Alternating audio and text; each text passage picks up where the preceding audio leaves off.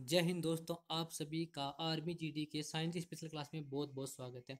आज हम साइंस के टॉप 25 क्वेश्चन करेंगे। तो चलो दोस्तों, वीडियो स्टार्ट करते हैं। क्वेश्चन नंबर 1 है, मानव किडनी में पथरी होने का कारण है। मानव किडनी में पथरी होने का कारण है। तो मानव किडनी में पथरी किस कारण होती है? कैल्शियम ऑक्जेलेट के कारण। किस कारण होती है? कैल्शियम ऑक्जेलेट के कारण। नेक्स्ट है, रुधिर कोशिकाओं का गुच्छा कहाँ पाया जाता है? रुधिर कोशिकाओं का गुच्छा पाया जाता है। तो रुधिर कोशिकाओं का गुच्छा पाया जाता है कहाँ पाया जाता है? ग्लोमेरुलस में। कहाँ पाया जाता है? ग्लोमेरुलस में। अब ये ग्लोमेरुलस कहाँ होता है? ये हमारी किडनी के अंदर एक जालीनुमा संरचना होती है, इसे ग्लोमेरुलस कहते हैं। तो हमारी किडनी में एक जालीनुमा संरचना होती है, उसे ग्लोमेरुलस कहते हैं। उसे ही रुधिर कोशिकाओं का गुच्छा पाया जाता है। नेक्स्ट है, दौड़ लगाते समय मनुष्य का रक्तचाप होता है। दौड़ लगाते समय मनुष्य का रक्तचाप में क्या परिवर्तन होता है? तो दौड़ लगाते समय मनुष्य का रक्तचाप बढ़ जाता है। क्या हो जाता है? बढ़ जाता है। इसी प्रकार जब मनुष्य रेस्ट करता है या सोता है तो उसका रक्तचाप कम हो जाता है, उसका रक्तचाप कम हो जाता है। नेक्स्ट है, टीबिया नामक हड्डी कहाँ पाई जाती है? टीबिया नामक हड्डी कहाँ पाई जाती है? टीबिया नामक हड्डी कहाँ पाई जाती है? पैर में पाई जाती है। कहाँ पाई जाती है?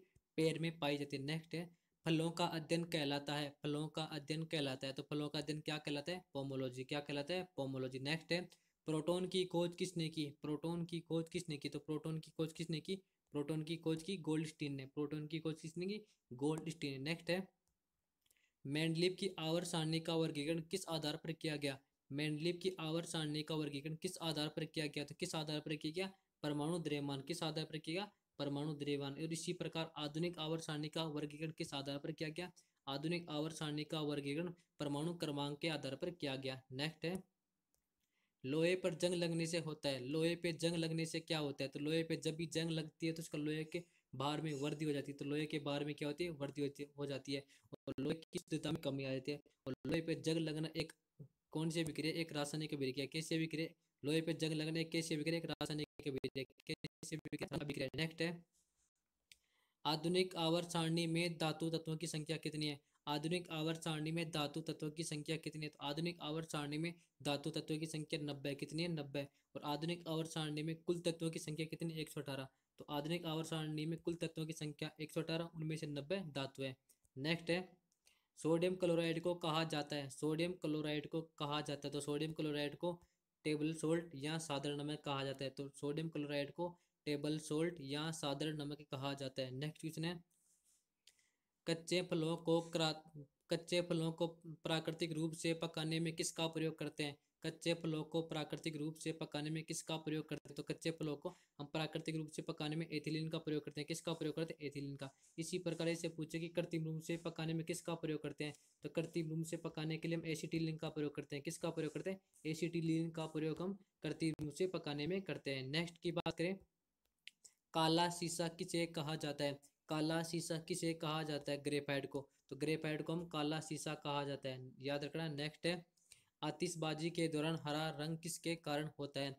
आतिशबाजी के दौरान हरा रंग किसके कारण होता है? आतिशबाजी के कारण हरा रंग बेरियम के कारण होता है। और वही ऐसे पूछ ले कि लाल रंग किसके कारण होता है? तो लाल रंग होता है स्ट्रांसियम के कारण। किसके कारण? स्ट्रांसियम के कारण लाल रंग होता है। नेक्स्ट है, एकमात्र धातु जो कमरे के ताप पर द्रव अवस्था में पाई जाती है।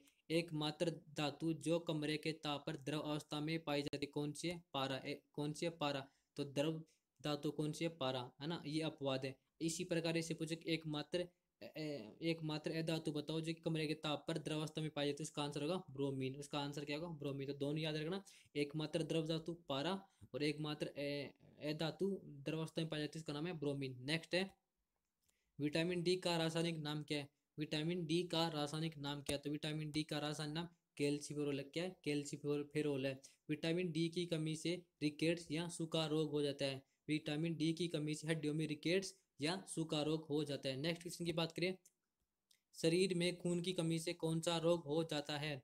शरीर में खून की कमी से कौन सा रोग होता है? शरीर में खून की कमी से कौन सा रोग होता है? तो इसका राइट आंसर होगा एनीमिया। क्या होता है? एनीमिया। नेक्स्ट है, कौन सी विटामिन खाना बनाते समय नष्ट हो जाती है? कौन सी विटामिन खाना बनाते समय नष्ट हो जाती है? तो इसका राइट आंसर होगा विटामिन सी। कौन सी? Vitamin C. विटामिन सी का रासायनिक नाम है एस्कॉर्बिक एसिड। कौन से? Ascorbic acid. और विटामिन सी की कमी से मसूड़े में दर्द होता है, उसे स्कर्वी कहते हैं। इसे क्या कहते हैं? स्कर्वी कहते हैं। नेक्स्ट क्वेश्चन है, पुरुष में वृषण के ऊपर कौन सी ग्रंथि पाई जाती है? पुरुष में वृषण के ऊपर कौन सी ग्रंथि पाई जाती है? तो इसका राइट आंसर होगा काउपर ग्रंथि। कौन सी ग्रंथि पाया जाता है? काउपर ग्रंथि। नेक्स्ट है, प्रकाश संश्लेषण के दौरान ऑक्सीजन का निर्माण किससे होता है? प्रकाश संश्लेषण के दौरान ऑक्सीजन का निर्माण किससे होता है? तो किससे होता है? जल से। और ये जल कहाँ से आता है? भूमि से। तो जड़ें भूमि से जल को अवशोषण करती है और उसी जल से ऑक्सीजन का निर्माण होता है। नेक्स्ट है, दालचीनी पेड़ के किस भाग से प्राप्त की जाती है? दालचीनी पेड़ के किस भाग से प्राप्त की जाती है? तो दालचीनी पेड़ के किस भाग से प्राप्त किया जाते हैं? छाल से। किससे प्राप्त किया जाते हैं? छाल से। नेक्स्ट है, ठोस अवस्था से सीधे ठोस अवस्था से सीधे गैसीय अवस्था में बदलने को क्या कहते हैं? यहाँ पे क्या गैसीय अवस्था है, तो ठोस अवस्था से सीधा गैसीय अवस्था में बदलने को क्या कहता है? ऊर्ध्वपातन कहते हैं। किससे क्या कहते हैं? ऊर्ध्वपातन कहते हैं। इसका एग्जाम्पल क्या है? ठोस, एक तो अमोनियम, एक तो अमोनिया है और दूसरा है CO2 ठोस कार्बन डाइऑक्साइड। ये दोनों ही ऊर्ध्वपातन के एग्जाम्पल है। नेक्स्ट की बात करें, पदार्थ की चतुर्थ अवस्था कौन सी है? पदार्थ की चतुर्थ अवस्था कौन सी है? तो पदार्थ के अब हम लोग 3 अवस्था पढ़ते हैं, ठोस, द्रव, गैस। उसके बाद में 2 अवस्था और होती है, एक तो प्लाज्मा, और उसके बाद 5 होते हैं Bose Einstein conduction. Bose Einstein conduction 5वीं अवस्था है। नेक्स्ट की बात करें, निमोनिया का रोगजनक बताओ। निमोनिया का रोगजनक बताओ। तो निमोनिया किसके कारण होता है? बैक्टीरिया के कारण। किस बैक्टीरिया के होता है? निमोनोकोकस बैक्टीरिया। निमोनोकोकस बैक्टीरिया निमोनिया का रोगजनक है। नेक्स्ट की बात करें, मानव शरीर में सबसे बड़ी कोशिका कौन सी है? मानव शरीर में सबसे बड़ी कोशिका कौन सी है? तो मानव शरीर की सबसे बड़ी कोशिका तंत्रिका कोशिका। कौन सी कोशिका? तंत्रिका कोशिका। नेक्स्ट की बात करें, मानव आंख की रेटिना पर कैसा प्रतिबिंब बनता है? मानव आंख की रेटिना पर कैसा प्रतिबिंब बनता है? तो मानव रेटिना की आंख पर वास्तविक और उल्टा प्रतिबिंब बनता है। कैसा बनता है? वास्तविक और उल्टा प्रतिबिंब बनता है। नेक्स्ट की बात करें और आखिरी क्वेश्चन है, वायुमंडल में बादलों के तैरने का कारण है। वायुमंडल में बादलों के तैरने का क्या कारण है? तो कारण है उनका कम घनत्व होता है। तो वायुमंडल का घनत्व ज्यादा होता है और वो वायुमंडल का घनत्व ज्यादा होता है और बादलों का घनत्व कम होता है, इसलिए बादल वायुमंडल में तैरते हैं। तैरने का कॉन्सेप्ट ये है कि कम घनत्व वाली वस्तु अधिक घनत्व वाली वस्तु पे तैरता है। तो यहाँ पे वायुमंडलों का घनत्व अधिक है और बादलों का घनत्व कम है, तो बादल वायुमंडल पर तैरते हैं। दोस्तों, अगर आपको इसी प्रकार साइंस का वीडियो चाहिए तो हमारे चैनल को सब्सक्राइब करना, वीडियो को लाइक